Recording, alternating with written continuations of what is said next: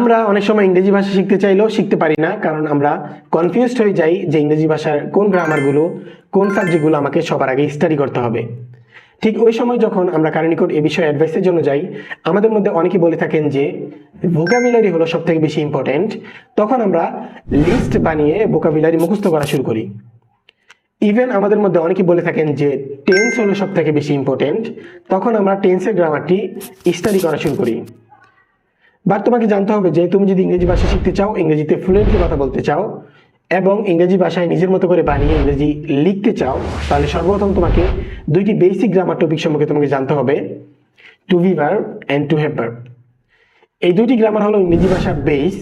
একটি বিল্ডিং বানানোর সময় যেরকম ভাবে একটি বিল্ডিং এর বেস তৈরি করা হয়, সিমিলারলি তুমি যদি ইংরেজি ভাষা শিখতে চাও, সর্বপ্রথম তোমার ভিতরে ইংরেজি ভাষার একটি বেস তৈরি করতে হবে এই দুইটি গ্রামার শিখার মাধ্যমে।